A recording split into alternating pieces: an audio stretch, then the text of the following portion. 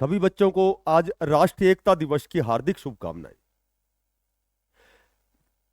आज का जो एकता दिवस है वो सरदार वल्लभ भाई पटेल की जयंती के उपलक्ष्य में मनाया जाता है। जैसा कि हम सबको विदित है, देश के एकीकरण में उनकी जो भूमिका है वो कितनी महत्वपूर्ण थी। उनका नेतृत्व कौशल, दृढ़ निश्चय तथा देश को एकता में पिरोने का जो उनका सूत्र था, उन्होंने कितना भरकस प्रयास किया है। इसी कारण महात्मा गांधी ने उन्हें लौह पुरुष की संज्ञा दी है। उन्होंने कहा है कि हार तब होती है जब मान लिया जाए और जीत जब होती है जब ठान लिया जाए। नमस्कार प्यारे बच्चों, देखो छोटी छोटी कई अपडेट है। एस्टेट रिजल्ट है, हरियाणा कौशल रोजगार निगम के माध्यम से अनुबंध पर रखे जाएंगे शिक्षक। यहां आप समझ सकते हो कि जितने भी स्वीकृत पद हैं हमारे प्रदेश में, उनमें से 29,866 पद MIS पोर्टल के माध्यम से, उनके अकॉर्डिंग अगर हम बात करें, 29,866 जो पद हैं वो रिक्त हैं। लगभग 14,000 जो पद हैं TGT के हैं, 9,000 के लगभग PGT के हैं, 5,500 के लगभग JBT के हैं। चूंकि अभी तो 2025 में और भी अध्यापकों की सेवानिवृत्ति है, तो ये डाटा और भी बढ़ेगा, इंक्रीज होगा यहाँ। ठीक है, तो अनुबंध के आधार पर शिक्षक रखे जाएंगे। तो आप समझ सकते हैं कि हरियाणा कौशल रोजगार निगम के तहत एक बहुत बड़ी भर्ती आपकी आने वाली है, JBT TGT PGT की। जबकि हमारा उद्देश्य तो हरियाणा कौशल रोजगार निगम नहीं है। हमारा जो उद्देश्य है वो तो रेगुलर भर्ती का है भाई। रेस्ट ऑफ हरियाणा की भर्ती बहुत दिन हो गए आए हुए, TGT की भर्ती। ठीक है, अभी तो हमारा एस्टेट का रिजल्ट ही नहीं आया है, आप समझ सकते हैं। उसके बाद में आपके शॉर्ट लिस्ट के मैसेज, जो 103 पदों पर आपने पहले ऑलरेडी आपने रजिस्ट्रेशन किया हुआ है इस पोर्टल पर। तो लगभग थोड़े दिन पहले भी कमिटमेंट किया गया था सचिव के द्वारा कि भाई लगभग 6,500 पदों पर एक बैठक हुई थी। तो लगभग 6,500 पदों पर आपके JBT TGT PGT के ऑफर लेटर और शॉर्ट लिस्ट के मैसेज आने वाले हैं। नवरात्रों में आने वाले थे, दीपावली पे आने वाले थे। ठीक है, पिछले पिछले दिसंबर से आने वाले थे। दिसंबर से हम इसका वेट कर रहे हैं। ठीक है, चूंकि चूंकि स्कोर कार्ड तो आपका छोड़ दिया गया है, आपको खुद ही चेक करना है कि आपका कितना स्कोर बनता है। उसके बाद में बात करें, एस्टेट 2025 में आपका एग्जाम होने वाला है, इस पर भी थोड़ी सी डिस्कस करेंगे। 29,000 जो आपके 866 पद हैं, इनमें कितनी तो नियमित भर्ती आने वाली है और कितनी आपकी एच क्या हरियाणा कौशल रोजगार निगम के तहत जो आपकी भर्ती होने वाली है। तो इसी पर हम जितनी जानकारी है ऑथेंटिक बातें करेंगे, बिल्कुल पॉजिटिव डिस्कस करेंगे, शॉर्ट में करेंगे, संक्षेप में करेंगे, टू द पॉइंट करेंगे। देखो सबसे पहले बात करें एस्टेट की। एस्टेट जो आपका रिजल्ट है वो लगभग बिल्कुल तैयार है।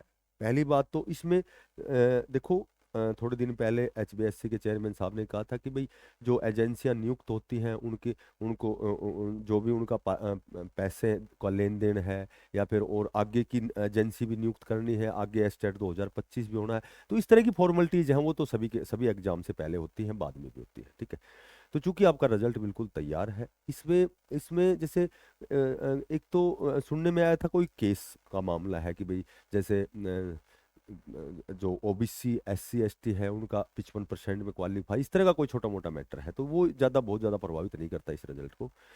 तो ये जो आपका रिजल्ट है ये बिल्कुल तैयार है। हाँ, कुछ एक बच्चों की थोड़ी सी क्यूरीज है, थोड़ी सी समस्या है कि जो आंसर की जो जारी हुई थी तो उसके अकॉर्डिंग कुछ एक बच्चे हैं जिनके 90 90 प्लस नंबर बनते थे, तो उनका बायोमेट्रिक लिस्ट में नाम नहीं था, तो वो क्या करे।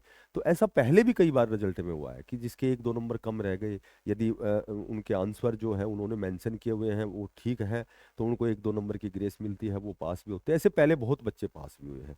तो ये पहले जब आपका रिजल्ट आएगा उसके बाद उनकी जो भी समस्या है इस प्रकार की, उसका निदान श्योर एंड सर्टेन होगा। ठीक है, बिहानी बोर्ड में जाकर के भी होगा।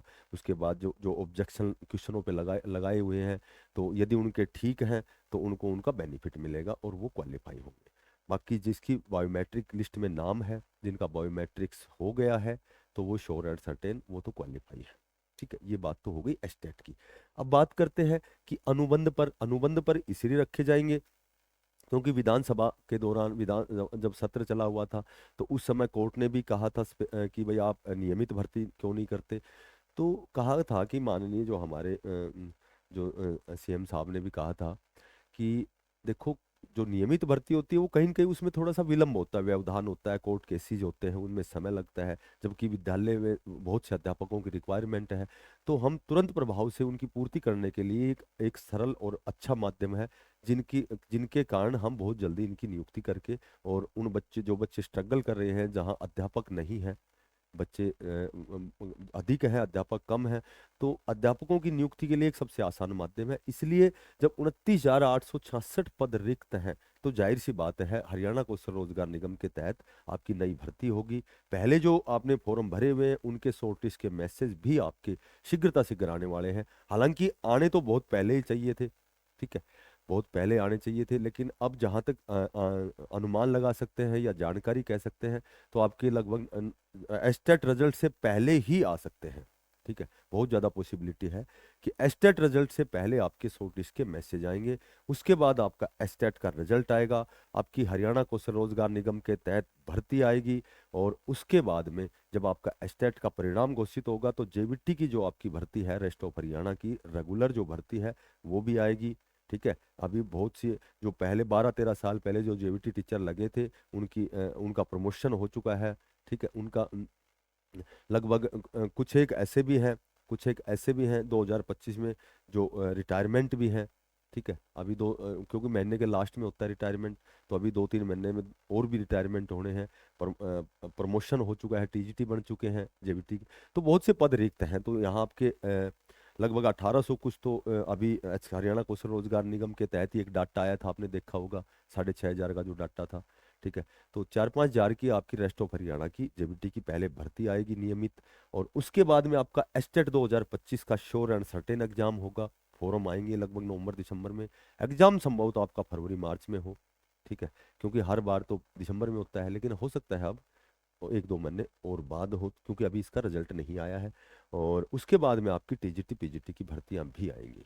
तो देखो, आपका जो उद्देश्य है, आपका जो आपके पास जो विकल्प है, आप अपना प्रयास करते रहें। अभी डीएसएसबी में भी बहुत सी वैकेंसी निकली हुई हैं, केवीएस में चंडीगढ़ शिक्षा विभाग हो गया, केवीएस हो गया, एनवीएस हो गया। ठीक है, एचपीएससी, एचएसएससी, सीडी ग्रुप की बहुत सी ऐसी भर्तियां, सीईटी का एग्जाम हुआ था, उसका रिजल्ट आने वाला है, तो उसमें भी वो सारे बच्चे वही हैं जो मेन एग्जाम में भी बैठेंगे, क्योंकि लगातार तैयारी करने वाले लगभग हर एग्जाम ही देते हैं। तो ऐसा आप अपना प्रयास करते रहें, जो आपका निर्धारित लक्ष्य है उसी की ओर आगे बढ़ते रहें पूरी मेहनत मशक्कत के साथ। आज 31 अक्टूबर को जो सरदार वल्लभ भाई पटेल की जयंती है, उन्होंने कहा है कि जब समस्या आती है, जब भी कोई समस्या आती है, तो जो मूर्ख लोग होते हैं वे हमेशा बहाना ढूंढते हैं, और जो समझदार होते हैं, जो निडर होते हैं, जो मेहनत को ही अपना जिन्होंने मेहनत करते हैं, जो अपने निर्धारित लक्ष्य की ओर बढ़ते हैं, जो बड़ी से बड़ी मुसीबतों से टकराते हैं, वे हमेशा रास्ता खोजते हैं। तो जो भी साथी नए हैं, चैनल को सब्सक्राइब करना, ज़्यादा से ज़्यादा इसको शेयर करना, अपना प्रयास जारी रखें, तैयारी करते रहें। वो कहते हैं कि बेहतर से बेहतर की तलाश करो, मिल जाए नदी तो समंदर की तलाश करो, टूट जाता है शीशा पत्थर की चोट से, टूट जाता है शीशा पत्थर की चोट से, और टूट जाए पत्थर ऐसा शीशा तलाश करो। तो सभी बच्चों को राष्ट्रीय एकता दिवस की हार्दिक शुभकामनाएं। फिर मिलते हैं किसी नई अपडेट के साथ, तब तक के लिए सभी को बेस्ट ऑफ लक, धन्यवाद, राम राम।